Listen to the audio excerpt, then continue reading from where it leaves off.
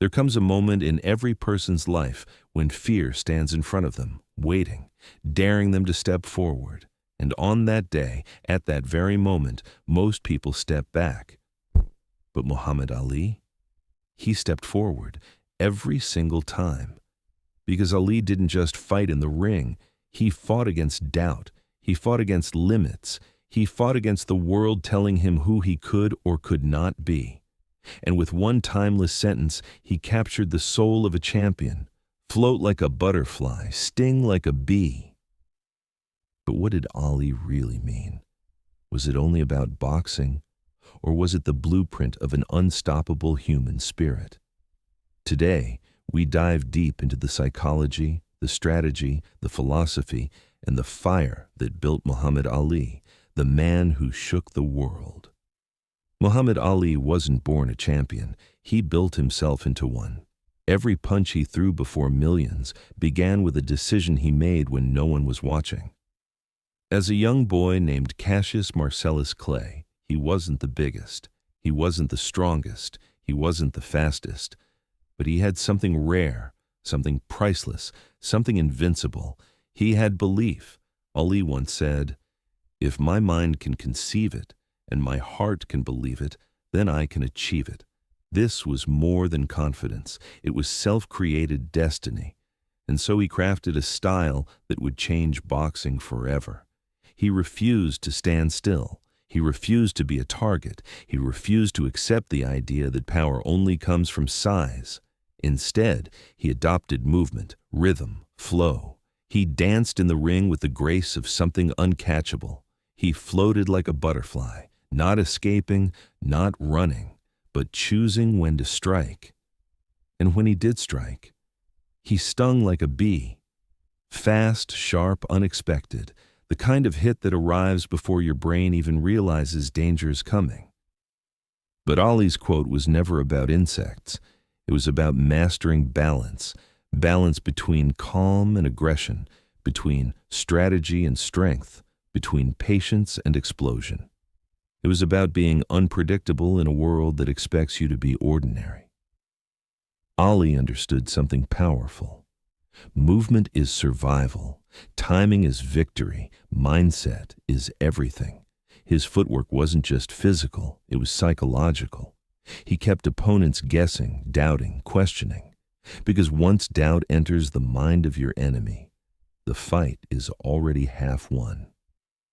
Ali trained harder than anyone, not because he loved the training, he hated it. But he understood one truth: suffer now and live the rest of your life as a champion. Every morning, he pushed himself beyond exhaustion. Every night, he visualized greatness before it ever happened. He talked like a champion before he became one. He believed in himself so loudly that the world had no choice but to listen. And when he walked into the ring, he didn't just bring gloves, he brought a storm. Ali didn't fight people. He fought doubt itself. And he beat it. The mindset behind the quote. To float like a shoni butterfly means stay light on your feet. Adapt. Stay unpredictable. Never let life pin you down. To sting like a bee means hit with purpose, strike with precision, deliver impact, make your moment count. It is not just boxing advice, it is life advice. When challenges surround you, when people underestimate you, when the world doubts you, float, stay calm, be patient, observe, adapt. And when your moment comes, sting. Strike with everything you've got. Show them who you are. Show them why you were underestimated. Show them your power. Ali's legacy beyond the ring.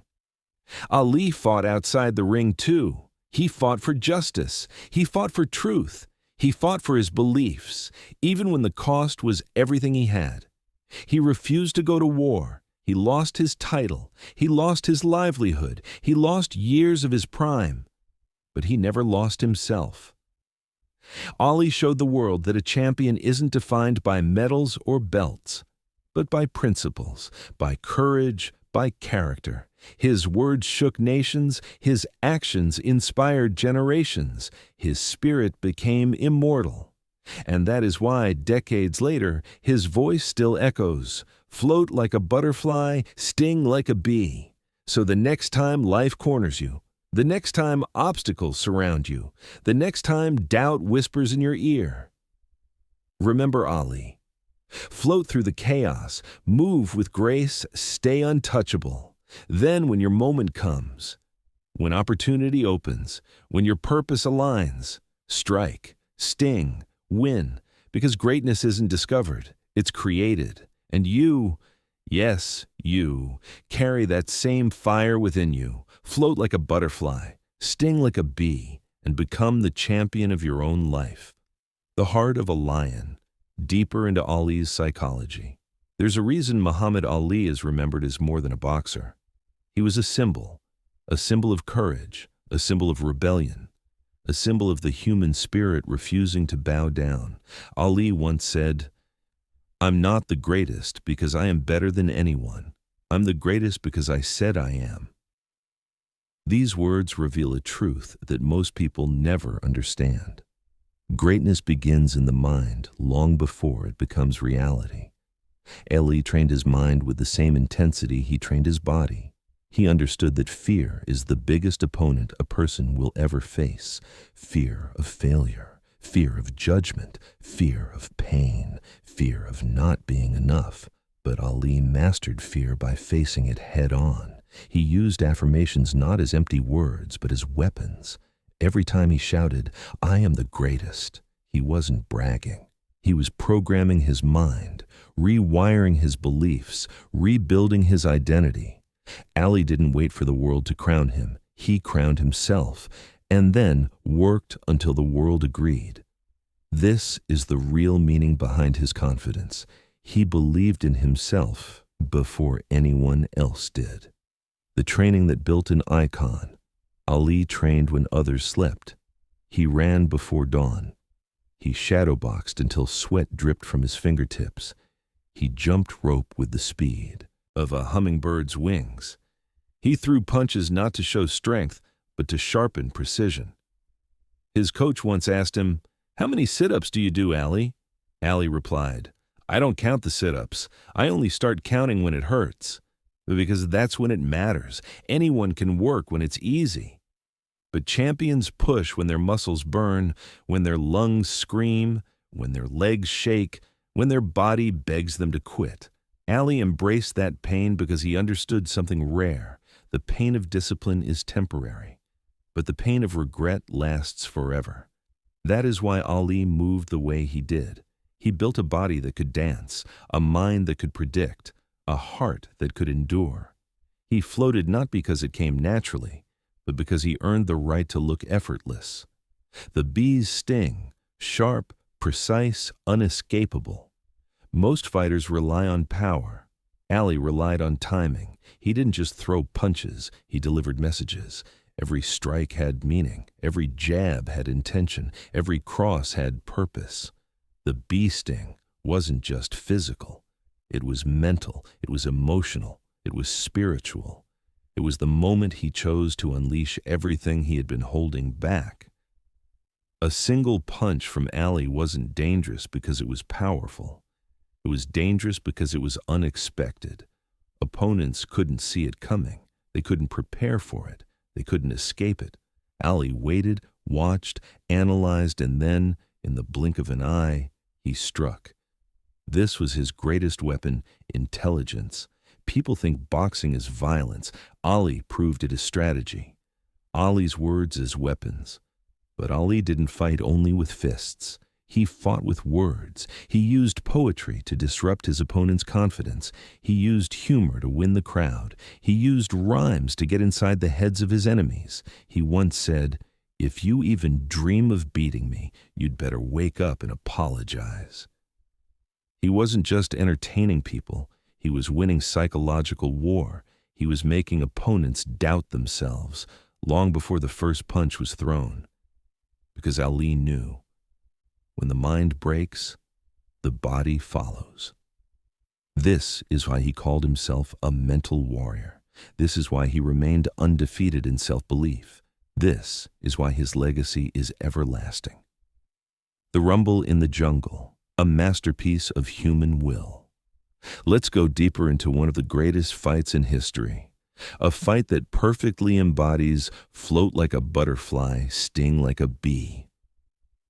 The year was 1974. The opponent was George Foreman, a monster of a man, a knockout machine, a puncher so powerful that the sound of his fists echoed like thunder.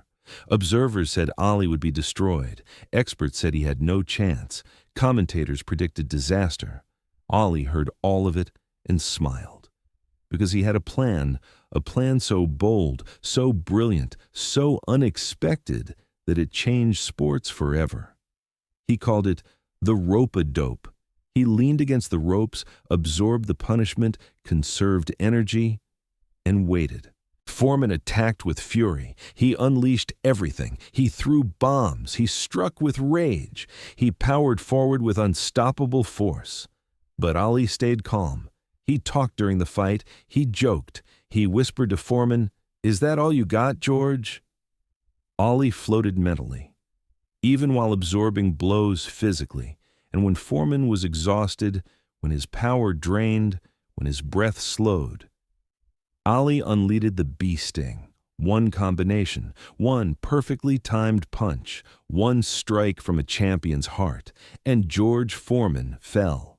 The stadium went silent, then erupted. Ali had done the impossible. This fight is more than boxing history. It is a life lesson. You can endure storms. You can survive pressure. You can withstand hardship. And when the world doubts you the most, you can rise. You can sting. How Ali changed the meaning of courage. Ali showed the world that courage isn't the absence of fear. It is the decision that something else is more important than fear. He feared failure. He feared pain. He feared defeat. But he also feared something far greater, living life without purpose. That is why he risked everything. That is why he spoke when silence was safer. That is why he stood firm when surrender was easier. That is why he kept fighting when his body wanted to quit. His battles, inside and outside the ring, taught the world that courage is built, not born. Ali's declaration of self-worth. Ali knew the world wouldn't always recognize his greatness, so he recognized it himself. He didn't wait for permission to dream. He didn't wait for approval to believe. He didn't wait for validation to rise. He created his destiny through conviction. This is why millions still look up to him, not because he won fights, but because he showed people how to fight their own battles. When the world tells you you're not enough, float. When obstacles overwhelm you, float. When you're uncertain, tired, scared, float. And then when your moment appears, sting. With purpose, with precision, with confidence, with everything you've got.